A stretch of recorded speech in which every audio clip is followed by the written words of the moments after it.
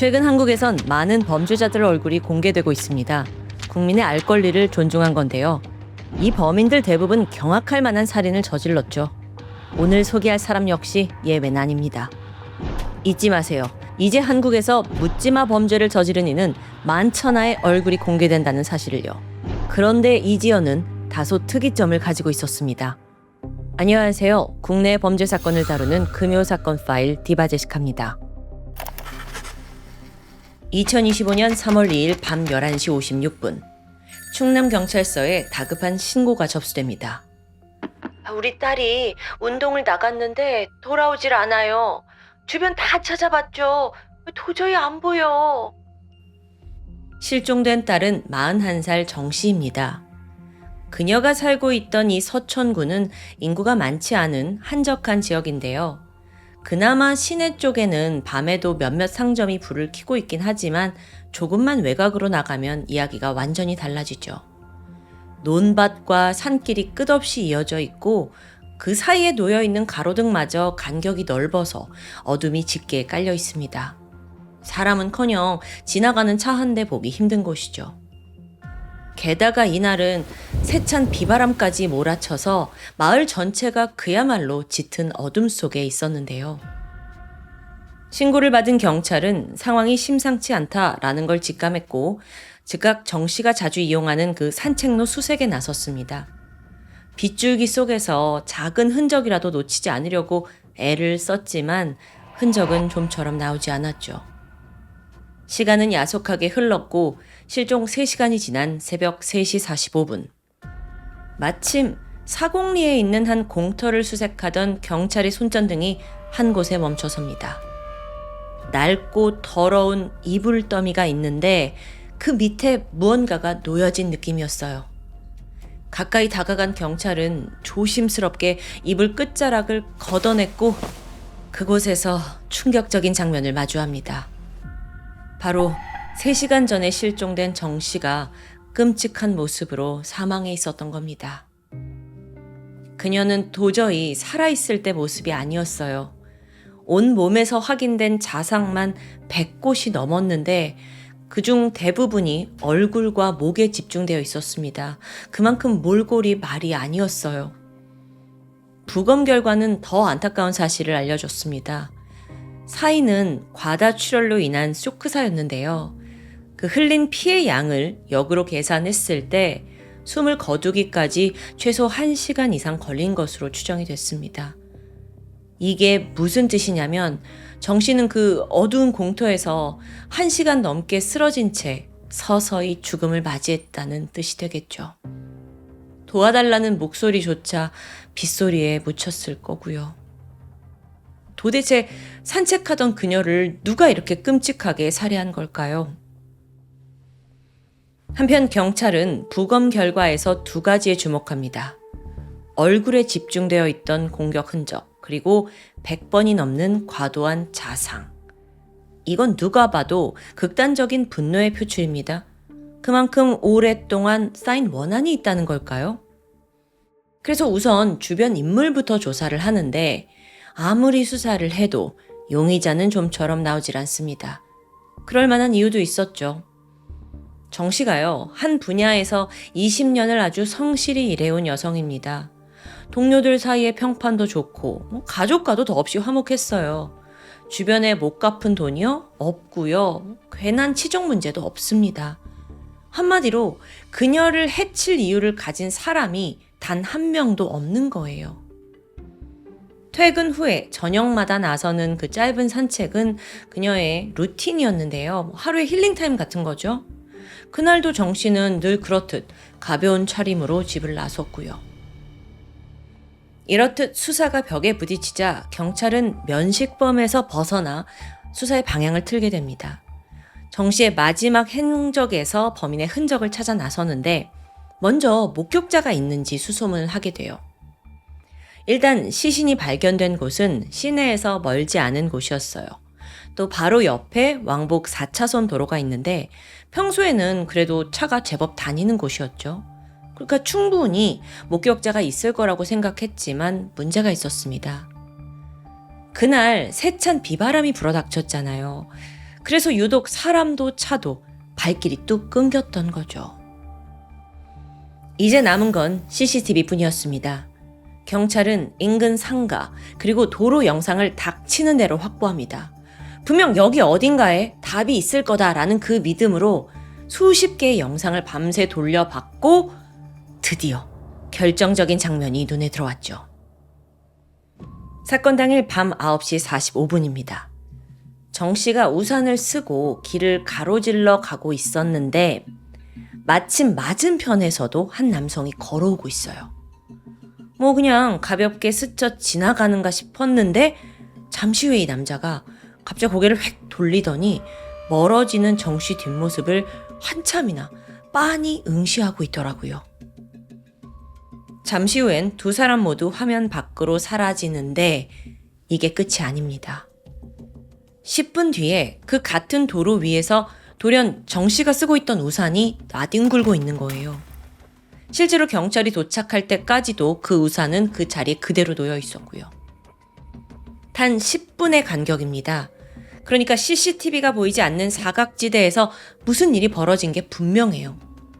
경찰은 즉각 그 영상 속의 남성을 유력 용의자로 지목했고 CCTV 역추적을 통해 행적을 뒤쫓습니다. 그러자 소름 돋는 장면들이 줄줄이 등장하는 거예요. 2시간 전인 저녁 7시 50분쯤 이 남성이 현장 근처에서 무려 1시간 넘도록 주변을 배회하고 있더라고요. 딱히 목적지 없이 그저 뱅뱅 돌고 있는 거죠. 그러다가 밤 9시 20분쯤 한 여성을 뒤따라 가는 듯 보이다가 다시 돌아왔고 또 주변을 서성입니다. 이건 마치 어떤 목적을 가지고 대상을 고르는 듯한 모습이에요. 여기까지 파악한 경찰은 더욱더 긴장합니다. 만약 이게 묻지마 범죄라고 한다면 그 범인은 언제든 또 다른 사람을 노릴 수도 있잖아요. 수사팀이 비상사태에 돌입했고 시내 CCTV 총동원한 후에 남성의 동선을 샅샅이 파악했죠. 그리고 마침내 거주지를 알아냅니다. 정 씨의 시신이 발견된 지 6시간 만인 3월 3일 아침 10시 경찰은 그의 집을 급습했습니다. 그리고 34살의 이지연을 살인 혐의로 긴급 체포합니다. 경찰을 마주한 그는 생각보다 덤덤하게 체포에 응했습니다. 하지만 그의 개인 기록을 확인한 경찰이 또 한 번 당황하는데 이름 이지연, 지적장애 3급, 지능지수 69. 이지연은요, 지난 12년간 동네에 있는 행정복지센터에서 업무 도우미로 일했습니다. 아무래도 지능이 좀 낮아서 복잡한 업무는 힘들었는데요. 같이 일했던 동료에 따르면 그래도 문서 정리나 간단한 엑셀 작업 같은 업무는 능숙했다고 합니다. 성격도 조용한 편이고 말썽 한번 부린 적 없어요. 사건 당일도 이지연은 평소와 다름없이 조용했습니다. 저녁에는 아버지와 함께 시간을 보냈고 그때까지만 해도 이상한 낌새가 전혀 느껴지지 않았죠. 그런데 돌변해서 갑자기 살인을 저지른 거예요. 이지연을 검거한 후 신문을 시작한 경찰이 CCTV 영상을 보여주면서 당신 왜 그곳에 있었냐? 라고 묻게 되죠. 그러자 예상치 못한 대답이 돌아옵니다. 제가 죽였어요. 다 말해 드릴게요. 사건의 전말을 술술 털어놓기 시작해요. 그리고 그 시작은 작년 한 일에 연루되면서부터였죠. 지난 2024년 11월 그의 페이스북으로 한 통의 메시지가 도착합니다. 100% 고수익 보장합니다. 혹시 아직도 비트코인 안 하세요? 저희가 함께 합니다. 그 당시가 비트코인 열풍에 너도 나도 주변에서 돈을 번다라는 분위기였는데요. 마침 이 메시지로 솔깃한 투자 제안을 받은 거죠. 이런 거 사실 여러분도 한 번쯤 들어보셨을 법한데 쉽게 소익된다 하면서 막 마음을 살살 흔드는 거예요. 전형적인 투자 사기였습니다. 그런데 이지연은 그걸 날카롭게 판단하기 힘들었어요. 그는 곧 적금을 깼고 더 큰 수익을 받을 희망에 대출까지 한도껏 끌어모읍니다. 말 그대로 영끌, 영혼까지 끌어모은 투자를 한 거예요. 더욱이나 이 사기단이요, 꽤 그럴듯한 거래소 링크를 보내줬거든요. 그 화면 안에 들어가 보면 자기가 산 코인, 그리고 막 수익률이 쭉쭉 오르는 게 실시간으로 보여요. 이지연은 때때로 그걸 막 들여다보면서 부자가 되겠구나 라는 기쁨을 누린 거죠. 500만 원 넣어도 이 정도 수익인데, 와, 그럼 5천만 원 넣었다면 이게 얼마가 되는 거야? 와, 씨. 우리도 이런 생각 하잖아요. 하지만요, 여러분, 이 거래소가 애초에 가짜예요. 그리고 해당 코인은 존재하지도 않았고요. 그러니까 사실상 전 재산이 한순간에 증발한 거죠. 이지연은 그 차가운 현실을 3개월 후인 2025년 1월에나 알게 됩니다. 그때부터 극심한 스트레스와 분노에 사로잡혔어요. 그가 남겨둔 핸드폰 메모장에 당시의 심경이 고스란히 남아있거든요. 이렇게 써 있었죠. 3만 달러를 빼봤지만 안 들어왔다. 내일까지 기다렸다가 그래도 안 들어오면 어쩌지? 다 죽여버린다. 더 이상 살기 싫다. 인생 종쳐버리고 진짜 다 어떻게 될지 모르겠다. 점점 감정이 격해지더니 사건 전날에 남긴 메모는 거의 그 분노의 끝에 와 있었습니다. 오늘 나 사람 죽인다. 날 살인자로 만든 쓰레기들 평생 저주할 거야. 그들 다 꺼지고 망해버려, 영원히. 그의 분노는요, 자기를 속인 그 사기꾼을 향하고 있었지만 정작 그들이 누구인지 그 정체조차 알지 못했어요. 그러니까 화살을 겨눌 대상이 없으니까 그 분노가 방향을 잃고 점점 엉뚱한 곳으로 번지기 시작한 거죠. 세상 전체를 향한 원망으로요. 그러다 사건 당일인 3월 2일, 이날 받은 문자 한 통이 더욱더 절망으로 이끌게 됩니다. 대출이 거절되셨습니다. 마지막 희망이었던 추가 대출까지 실패하면서 이지연이 이성을 잃어요. 분노가 완전히 치밀었던 거죠. 내가 세상을 잘 살아보겠다고 하는 건데 왜 나한테 이래? 내가 왜 이를 겪어야 해? 동시에 그 어릴 때부터 받아온 멸시, 차별의 기억이 떠올랐다고 말합니다. 그 순간 이지연은 상대가 누구든 상관없어요. 그저 자기보다 약한 누군가를 그냥 죽이고 싶어졌습니다. 곧장 마트로 향했고 12cm짜리 과도를 사는데 여기서 또 지문을 남기지 않으려고 장갑도 구매합니다. 망설임이란 전혀 없어요. 저녁 7시 50분쯤 도끼 가득한 눈으로 동네를 오가면서 범행 대상을 물색했죠. 그 와중에는 덩치가 좀 있거나 키가 큰 남성도 있었지만 그들 앞에 서선 정작 눈을 피했습니다. 어차피 공격하기도 힘들고 또 반격당할 수도 있어서 아예 배제한 거예요. 그가 노린 건 혼자서 쉽게 제압할 수 있는 좀 몸집이 작고 혼자 있는 여성이었습니다. 그렇게 타겟을 헤매던 그때 마침 눈앞에 나타난 게 정 씨였던 거예요. 40대 여성, 아담한 체격. 이지연은 조용히 그녀의 뒤를 밟기 시작합니다. 10분 정도 따라가다가 인적이 없는 한적한 길에 접어들자 과도를 꺼내 공격을 시작했죠. 그런데 첫 가격은 두꺼운 외투를 입고 있어서 실패합니다. 공격받은 정 씨가 비명 지르면서 도망치려고 했는데 이지연 멈추지 않았어요. 정 씨를 공터로 끌고 가더니 어깨를 붙잡고 급소인 목을 노리면서 칼을 휘둘렀죠. 이때 얼마나 강하게 힘을 줬는지 칼날이 부러졌을 정도예요. 근데 범인은 그 부러진 칼날을 장갑으로 감싸쥐고는 또다시 공격을 이어갔고요. 피해자는 살기 위해 필사적으로 저항했어요. 그런데 아무도 없는 공터에서 그 외침을 들을 수 있는 사람이 아무도 없었던 거죠. 온 몸에 상처를 입고 결국 쓰러지고 마는데 이때 범인 이지연은 그 자리를 바로 떠나지 않았습니다. 정 씨가 숨을 거둘 때까지 고통스러워하는 그녀를 1시간 동안 그냥 물끄러미 바라보고 있던 거예요.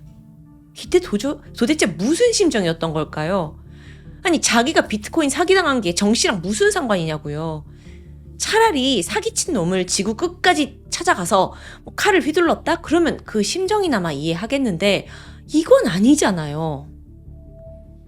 그렇게 살인을 저지르고 이지연은 일단 주변을 살폈어요. 근데 마침 그날 날씨까지 모든 상황을 도왔던 거예요. 뭐 아무리 비명을 질러도 소리가 새어나가질 않죠. 그리고 핏자국은 비에 씻겨 내려가고요. 이후에 이지연은 정 씨를 인근 공터로 끌고 갔고요. 거기에 버려진 이불로 그냥 덮어둡니다. 피해자 핸드폰은 하수구에 버리고 범행 도구도 각각 다른 곳에 유기했어요. 그리곤 아무 일 없다는 듯 유유히 현장을 빠져나갔죠. 여러분, 이지연은 검거가 된 후 머지않아 신상 공개가 결정됐습니다. 그런데 이 사건을 뉴스에서 자주 접하지 못했다라는 생각이 드실 텐데요. 그럼에도 불구하고 신상 공개가 빠르게 된 점이 저는 좀 의아했습니다. 알고 보니 배경에 특별한 이유가 있더라고요. 먼저 2024년 1월부터 국내에서 머그샷 공개법이 전면 시행이 되는데 여기에는 사진을 공개할지 말지 엄격한 심의 과정이 필요합니다. 특히나 3가지 요건이 중요해요. 첫 번째는 이 범행이 유례 없이 잔인하고 중대한가. 두 번째는 아직 판결 받기 전이지만 이 범인이라는 충분한 증거가 있는가예요. 그리고 세 번째는 만 19세 이상입니다. 이지연은요, 일면식도 없는 사람을 수십 차례 찔러서 아주 잔혹하게 살해했고요. 또 계획범죄라는 점에서 결국 머그샷이 그대로 공개가 됐던 거예요. 2025년 7월 재판이 시작되는데요. 이지연의 태도가 또다시 논란거리가 됩니다. 죄를 뉘우치기는커녕 심신미약을 주장하더라고요. 자기는 지능도 낮고 다리도 절고 말도 어눌하고 정신질환까지 앓고 있다면서 스스로를 불쌍한 사람이라고 포장해요. 피해자는 뒷전이고 자기 동정만 구하는 거죠. 그런데요, 검찰이 확인한 결과 지적 장애 외에 다른 정신질환은 전혀 없습니다. 전문가들 역시 지적 수준과 묻지마 범죄 사이엔 아무런 연관이 없다라고 못 박았고요. 무엇보다 결정적인 건 그의 계획적인 행동입니다. 미리 흉기 샀죠. 지문 남기지 않으려고 장갑까지 끼고 또 2시간가량 대상을 물색했어요. 이게 지능하고 무슨 상관이냐고요. 분명 자기가 무슨 짓을 하는지 또렷이 알고 있었다라는 명백한 증거잖아요. 결국 재판부는 이지연에게 무기징역을 선고합니다. 항소심 역시 같은 판단을 내리면서 원심을 유지했죠. 여러분, 무기수한테 희망이란 뭘까? 20년간 얌전히 모범수로 있다가 가석방 심사를 받는 거겠죠? 그런데요, 실제 국내에선 현재의 국민 정서 그리고 법 감정을 고려해서 통상 25년에서 30년 이상 복역한 수감자들이 그 대상이라고 합니다. 그러니까 20년은 최소한의 조건일 뿐인 거죠. 특히나 묻지마 살인을 저질렀거나 아동 성범죄자, 연쇄살인마는 심사 대상에서 아예 배제가 되거나 아니면 부적격 판정을 받는 일이 허다해요. 이지연의 인생을 무너뜨린 건 투자 사기였습니다. 하지만 그 분노를 아무 죄 없는 제3자에게 쏟아부은 거예요. 그리고 그 순간 이지연은 피해자가 아니라 용서받을 수 없는 가해자가 된 거고요. 이 묻지마 범죄가 정말 무서운 이유는 그 대상이 누구나가 될 수 있다는 데 있습니다. 그저 그 시간, 그 장소에 있었다는 이유만으로 죽음을 맞이할 수 있으니까요. 이 사건에서 가장 견디기 힘든 건 남겨진 가족입니다. 늘 1시간 정도 산책을 끝내고 웃으며 돌아오던 딸을 어머니는 끝내 품에 안지 못했습니다. 어머니의 그날 밤은 어쩌면 지금도 그 시간에 멈춰 있을지 모릅니다. 우리는 이런 사건 앞에서 늘 같은 질문을 던지곤 합니다. 과연 막을 방법은 정말 없었던 걸까요? 부디 고인이 그곳에서는 편안하시길 바랍니다. 지금까지 금요사건 파일 디바제시카였습니다. 2019년 4월 17일 새벽 4시 반, 경상남도 진주시 아파트 303동에서 검은 연기가 피어올랐습니다. 정확히는 406호에서 시작이 된 불인데 깜짝할 사이 아파트는 응급 상황이 됐죠. 화재 경보음이 요란하게 울리고 잠을 자던 주민들이 급하게 밖으로 나오면서 이 자욱한 연기 속에서 정신없이 대피하고 있었습니다. 이걸 인지한 주민 40대 여성 A씨 또한 빠르게 일어나서 집 밖으로 빠져나가요. 이때 12살 딸의 손을 잡고 함께 비상계단으로 달려갔죠. 하지만 그곳에서 한 남성과 마주합니다. 이 혼란함 속에서 그는 이상하리만큼 미동도 없이 꿋꿋하게 서 있었어요. 자세히 보니 남자의 손에는 칼이 들려 있었고요. A씨가 이게 지금 무슨 상황이지? 이걸 파악하기도 전에 그는 무차별적으로 칼을 휘두르기 시작합니다. 한편 인근 소방서와 경찰서도 북새통이었습니다. 워낙 주민이 많이 사는 곳에서 사고가 났으니까 신고 전화가 막 빗발치는 거예요. 근데 좀 이상했죠. 처음 신고는 불났어요, 빨리 와주세요 이랬는데 어느 순간 이상한 아저씨가 사람을 막 칼로 찔러요 막 이런 내용으로 변하는 거예요. 첫 신고는 새벽 4시 29분에 들어왔거든요. 경찰이 빠르게 출동했어요. 그래서 6분밖에 안 걸렸습니다. 근데 그 사이에도 14통의 신고 전화가 걸려옵니다. 상황이 얼마나 급박했는지 예상할 수 있죠. 그렇게 새벽 4시 35분 현장에 도착한 경찰은 아파트 2층 복도에서 칼을 들고 있던 그 문제의 남성과 대치합니다. 흉기를 가지고 있었기 때문에 그를 제압하기 위해서 공포탄, 테이저건, 실탄까지 동원됐어요. 그 과정에서 남성은 격렬히 저항했지만 결국 15분 만에 현장에서 체포됩니다. 다행히 화재 또한 소방관들에 의해 발생 32분 만인 4시 57분에 진압되었습니다. 체포된 남자의 정체는 당시 42살이던 안인득. 앞서 맨 처음 화재가 시작된 406호, 그곳이 바로 그가 살던 집입니다. 그는 자신의 집에 불을 직접 질렀고요. 이후에 각각 34cm, 24cm짜리 식칼 2자루를 챙겨 들고 밖으로 나왔어요. 그리고 무슨 생각에서인지 비상계단에 우뚝 서서 도망치려고 나오는 사람들을 무차별적으로 공격한 겁니다. 그렇게 피해자는 아파트 주민들과 관리사무소 직원까지 총 22명이었습니다. 그중 5명이 목숨을 잃는 엄청난 참극이 벌어진 거죠. 간신히 생존한 피해자 중 한 명은 치명적인 척수 손상을 입어서 왼쪽 몸의 팔다리를 평생 쓸 수 없게 됐고요. 또 다른 주민들도 연기를 많이 흡입해서 건강 상태가 좋지 않았죠. 정말 범인이 하룻밤 사이에 5명을 살해하고 17명의 부상자를 내게 된 겁니다. 사건이 발생한 아파트는 국민 임대주택이었습니다. 대부분 10평대의 소규모 아파트였어요. 즉 주민들은 주로 기초생활수급자나 그보다 조금 나은 차상위 계층 사람들이었습니다. 그러니까 안인득이 이렇게 사회적으로나 경제적으로 그러니까 소위 상대적 약자라고 불리는 사람들의 소중한 목숨을 빼앗은 거죠. 근데 여기서 목격자의 놀라운 증언이 덧붙여집니다. 안인득을 마주한 주민들 중에 상대적으로 덩치가 큰 남성일 경우에는 그가 전혀 공격을 하지 않았다는 거예요. 이 피해자들 중에서 직접적으로 자기를 막아선 관리소 직원을 제외하곤 대부분 그저 그냥 너무 좀 덩치 큰 성인이면 그저 노려보기만 했대요. 그러고 보니까 살해를 당한 이들은 여성, 미성년자, 노인과 장애인이었습니다. 하나씩 좀 말씀을 드리자면 앞서 엄마와 같이 있던 12살 초등학생 금양 사망했고요. 또 금양의 할머니 65세의 여성 김씨 또 목숨을 잃었습니다.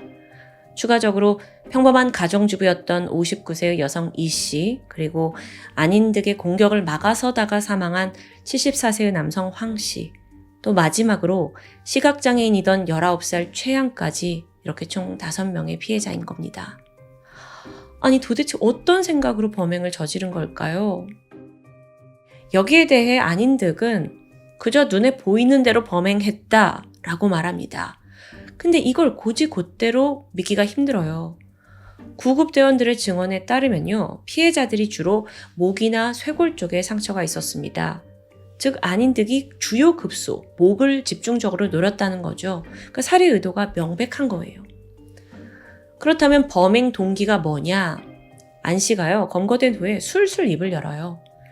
자기가 제때 임금을 받지 못했는데 여기에 불만을 갖고 홧김에 살인을 저질렀다는 거죠. 아니, 자기 월급 못 받은 문제를 왜 주민들한테 범죄로 풀어요? 그런데 확인 결과 이마저도 진위가 의심스럽습니다. 일단 그는 무직이었습니다. 또 오랫동안 기초생활수급자였고요. 그러니까 임금 체불이라는 게 거짓말일 가능성이 굉장히 높다는 건데, 게다가 그가 경찰에 붙잡히던 순간 다 죽였어! 이렇게 외쳤어요. 이것도 좀 기이했죠. 좀 더 알아보니까 사건이 발생하기 한 달 전에 안인득이 전통시장에서 흉기를 구입합니다. 그걸 가지고 있다가 사건 당일 밤 12시 50분쯤에 그 아파트 인근에 있는 셀프 주유소에 가서 휘발유를 구입하는 장면이 포착돼요. 이런 정황을 토대로 그의 범행은 그저 홧김에 일어난 게 아니라 사전에 철저히 준비된 것이다 라는 게 드러납니다. 안인득, 도대체 어떤 사람이었냐?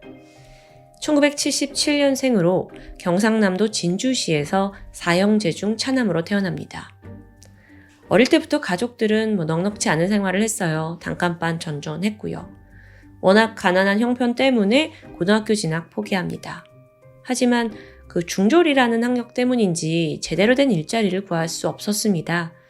후에 고등학교 졸업장 따겠다면서 방송통신고에 진학을 했지만 그것도 얼마 안 가 그만두었고요. 만 18세가 되던 해에 본드를 흡입한 혐의로 소년원에 간 기록이 있어요. 그리고 나와서는 진주에 있는 한 정비 공장에서 일을 시작했고요. 그렇게 지내던 안인득에게 20대 초반쯤 문제가 생겼습니다. 김해시의 한 공장에서 일을 하던 중 허리를 다친 거예요. 이걸 산업재해를 인정받으려고 했지만 이게 하청업체 직원이다라는 이유로 거절당합니다. 어쩌면 그때부터였던 것 같아요. 안인득이 점점 이상한 행동을 보이기 시작한 겁니다. 예를 들어서 가족들이 평소처럼 밥 먹어라 하면서 이렇게 챙겨주고 있는데 갑자기 날 죽이려는 거 아니야? 그 막 고함을 치면서 상을 뒤엎고 또 집에 있는 물건들 막 창밖으로 집어 던집니다. 또 다른 예로는 2010년에 폭력 행위로 구속된 전과가 있어요. 이때 그냥 평범하게 지나가던 대학생에게 갑자기 네가 나 희롱했잖아, 놀렸잖아 이러면서 얼굴에 흉기를 휘두른 거예요. 이때 안 씨가 공주 치료감호소에서 정신감정을 받게 됩니다. 그 결과 예상하셨죠? 조현병을 판정받아요. 정신에 문제가 있어서 지속적으로 망상 증세를 보인 거예요. 근데 이로 인해 그는 형벌을 받는 대신 보호관찰 3년 처분을 받습니다. 뒤이어 2015년 1월부터 2016년 7월까지 정신과 통원 치료를 받긴 했지만 이것조차 본인의 거부로 인해 제대로 된 치료가 진행되진 않았습니다. 사건이 벌어지기 불과 몇 달 전에도 안인득은 경찰에 신고를 당한 기록이 있더라고요. 어떻게 된 일이냐면 2018년 12월부터 2달간 한 기관에서 근무를 했어요. 하지만 그 중에 단 열흘밖에 출근하지 않았죠. 출근을 안 하니까 회사는 당연히 그를 해고했고 열흘치의 임금만 지급합니다. 그러자 안인득이 사무실로 들이닥쳤어요. 왜 월급을 이렇게밖에 안 주냐는 거예요. 그러면서 급기야 여직원을 주먹으로 폭행한 겁니다. 난동이에요, 난동. 그래서 이 혐의 때문에 입건이 돼서 벌금 300만 원을 선고받게 돼요. 또한 방화 사건이 있기 한 달 전인 2019년 3월 10일 날 전주시의 한 호프집에서 행인을 망치로 위협했습니다. 여기엔 특수폭행 혐의가 적용이 되면서 무기가 있었으니까 벌금형을 선고받아요. 이때도 벌금이네요. 이거 안인득이요. 애초부터 언제 터질지 모르는 시한폭탄 같은 존재였어요. 사건이 벌어진 아파트에서 안인득이 얼마나 살았냐? 2015년 12월부터 입주를 했고 쭉 살고 있었는데 처음에는 문제가 없었다고 해요. 그러다가 2016년 이후부터 주민들과 갈등을 빚게 됩니다. 더 정확히는 일방적인 위협이었죠. 근데 바로 이때가요. 정신과 통원 치료를 거부하던 시기라고 해요. 주민들에 따르면 발코니에 서서 지나가는 주민한테 이유 없이 막 욕설을 퍼붓는 거예요. 특히나 그는 바로 위층, 그러니까 5층에 거주하는 사람들을 집중적으로 타겟했습니다. 시간이 지나 2019년이 되니까 이상 행동이 극에 달해요. 윗집을 좀 싫어한다 그랬잖아요. 윗집 현관에다가 오물을 투척하거나 지나가는 주민한테 계란을 던지는 위험천만한 행동을 일삼았던 겁니다. 이런 사람하고 어떻게 같은 아파트에 살아요? 근데 그 중에서도 가장 두려움에 떨던 사람이 있었어요. 안인득은요, 특히나 그 5층에 살던 19살 최양을 집요하게 괴롭혔습니다. 또 최양이 시각장애인이라고 제가 앞서 말씀드렸죠. 근데 여기서 그의 성향이 좀 드러나요. 이 최양네 집에 여자들만 살고 있었다고 해요. 근데 그게 만만했는지 지속적으로 가서 해코지를 하는 겁니다. 이유 없이 초인종 막 누르고 최양 뒤를 따라다니고 너무 무섭잖아요. 그래서 오죽하면 최양네 가족들이 사비를 들여서 집 앞에 CCTV를 달아둘 정도였어요. 그때의 영상을 보면 안인득이 최양이 나올 때까지 숨어 있어요. 너무 소름 돋는 행동을 보이는 거죠.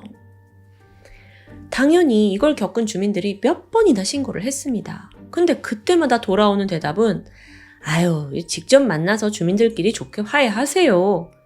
너무도 아니란 대응이었죠. 심지어 사건 발생 2주 전에도 신고받고 경찰이 출동했어요. 근데 그냥 좋게 풀라는 말만 하는 거죠. 그리고 며칠 안 가서 5명의 죽음을 부른 끔찍한 창극이 발생한 거고요. 추후 진상조사를 해봤더니 총 8건의 주민신고 중에서 4건은 미흡하게 처리되었다는 사실까지 밝혀집니다. 당시 안인득은 혼자 살고 있었습니다. 하지만 그의 가족이 물론 그 이상 증세 알고 있었고 손을 그냥 마냥 놓고 있는 건 아니었어요. 친형이 그를 정신병원에 입원시키려고 한 시도도 있었죠. 근데 이게 또 거부당합니다. 왜냐면 강제 입원을 시키려면 전문의 2명의 진단이 필요해요. 근데 안인득이 진료 자체를 거부하면서 진단을 받을 수가 없는 겁니다. 그래서 형이 일단 과거에 이 안인득이 조현병 진단 받았던 기록을 제출하고자 했습니다. 근데 그마저도 의료법상으로 쉽게 통과될 수 없었죠. 다음으로 형은 경찰에게 도움을 청합니다. 경찰이 직접 지자체에 요청을 할 경우 강제 입원이 가능하다고 해요. 근데 결과는 무용지물이에요. 현행법상 자신들 쪽에서 해줄 수 있는 게 없다라는 답만 돌아오는 겁니다. 추후에 이런 사실이 다 드러나면서 경찰이 너무 무심한 거 아니냐라는 비난의 목소리가 높아졌습니다. 뿐만 아니라 추가적으로요, 이 형이 검찰, 민원실, 법률구조공단, 동사무소, 시청, 자기가 할 수 있는 여러 가지 곳에다가 문의를 했다고 해요. 어떻게 하면 동생을 좀 강제 입원을 시킬 수 있느냐. 하지만 실질적인 도움을 주는 곳은 단 한 군데도 없었습니다. 어쩌면 그때부터 비극이 예견되었을지도 모릅니다. 그 사이 안인득의 피해망상은 걷잡을 수 없이 커져가고 있었어요. 이웃들이 합심해서 자신을 미워한다고 생각하게 된 거예요. 특히나 윗집에서는 자기 집에 벌레를 투척한다고 믿기 시작했고요. 그래서 그들을 다 죽여야겠다고 마음먹은 겁니다. 사건 당일 그는 집에다가 불을 지르고 일부러 큰 소리로 불이야! 불났어요! 이렇게 외쳤어요. 그리고 난간을 막 두드리면서 사람들 빨리 나오라고 이런 신호를 보낸 거예요. 그러다가 엄마와 도망치던 그 초등학생 아이, 또 자신이 평소 스토킹하던 최양을 쫓아가서 살해했습니다. 게다가 또 한 여성이요, 3층에서 엘리베이터를 탔거든요. 근데 일부러 자기가 2층에 가서 기다렸다가 공격하기도 했죠. 정말로 말 그대로 이건 미치광이 한 명이 아파트 단지를 그냥 쑥대밭으로 만든 거예요. 너무 비극이야. 그런 안인득의 재판 결과는 어땠을까요? 1심에서 사형이 선고됩니다. 범행의 철저한 계획이 드러났고 심신미약 인정되지 않았죠. 사형이 딱 선고되는 순간 안인득이요, 으악 하면서 고성을 질렀다고 해요. 그러다 결국 교도관들에게 끌려나갔고요. 이어서 2020년 4월 항소심이 진행됐습니다. 근데 이때 이 안인득이 굉장히 과격한 것 같아요. 재판장님의 말까지 다 끊어가면서 일반 사람은 납득하기 어려운 주장을 반복하는 거죠. 니들이 지금 나한테 누명을 다 덮어 씌운 거다. 나는 황당해서 말도 안 나온다. 막 이런 식으로요. 헛소리 하는 거예요. 결국 그 당시에 듣고 있던 방청객이 방청석에서 이렇게 말을 했대요. 제발 좀 닥쳐! 소리를 질렀다고 합니다. 하지만 결국 2심에서는 형이 뒤집힙니다. 심신미약이 인정이 된 거예요. 그 결과 사형에서 무기징역으로 감형이 된 거죠. 대법원에서도 확정되었고요. 실제로 그의 병은 좀 명확했습니다. 의료 기록에서 안인득은 그동안 무려 68번이나 조현병으로 인한 치료를 받았어요. 근데 이 조현병 자체가 그를 살인자로 만들었다고 볼 수 있을까요? 일반적으로 꾸준하게 통원 치료받고 또 약물 복용해서 정상적으로 생활하는 사람이 너무 많잖아요. 근데 안인득은 스스로 치료를 중단하면서 자기가 위험인물이 되길 자초한 거예요. 그런 그를 심신미약자라는 이유로 감형을 하는 게 과연 옳은 건지. 동시에 전문가들은 말합니다. 이 사건은 충분히 막을 수 있었다고요. 적어도 강제 입원만 됐더라도 이런 어처구니 없는 사건 벌어지지 않죠. 물론 과거에는요, 이렇게 강제 입원이 악용되는 사례가 많았어요. 그래서 엄격한 기준이 필요한 건 당연합니다. 하지만 정말 그가 그 기준에 부합하지 않았던 걸까요? 이처럼 미치광이처럼 날뛰는데요? 아니면 단지 그 기관의 관련자들이 번거롭다는 생각에 모른 채 한 건 아닐까요? 한편 사건이 벌어진 후에 주민들은요, 꽤 오랫동안 트라우마에 시달렸습니다. 당연하겠죠. 불안과 스트레스, 공황장애, 거기에 대인기피증까지. 그래서 70여 명의 주민들이 진주시 보건소를 통해서 상담 치료를 받았다고 해요. 특히나 흉기에 찔린 피해자들 중에 일부는 영구적으로 성대가 마비되기도 하고 신경장애, 만성 통증까지 일상생활이 너무 힘들어졌습니다. 그래서 결국 더 이상 이 아파트에서는 못 살겠다라고 생각이 들어서 피해 주민 상당수가 이사를 간 지 오래입니다. 추가적으로 참사 4년 만인 2023년 피해자 유족에게 국가가 손해배상금 4억 원을 지급해야 한다는 판단이 나왔습니다. 지속적인 신고가 있었고 막을 수 있는 사건임에도 불구하고 국가가 적절한 개입에 실패했다라는 이유에서였죠. 그만큼 이 사건은요, 물론 안인득이 단독으로 저지른 범행이긴 합니다. 하지만 고삐가 풀릴 때까지 이렇게 방치한 국가의 잘못도 분명히 있다는 게 인정됐습니다. 사건이 벌어진 후에요, 또 국회는요, 일명 안인득 방지법 발의했어요. 이건 경찰이 단독적인 판단으로 정신질환자 강제 입원시킬 수 있는 법안입니다. 또한 치료 감호를 받던 사람이 보호 관찰이 끝나면 이걸 관할 경찰서에 통보하도록 하는 게 주된 내용인데요. 이게 사실 여러분 들어보시면 당연한 거 아니야? 라고 생각이 될 수도 있지만 사건이 벌어지고 나서 제정이 됐더라고요. 법도 중요하지만 무엇보다도 이 비극이 잊히지 않길 바랍니다. 그래서 같은 아픔이 2번 다시 반복되지 않길 바라고 있어요. 어제보다 오늘 더 안전한 사회가 되길 꿈꿔봅니다. 지금까지 금요사건 파일 디바제시카였습니다.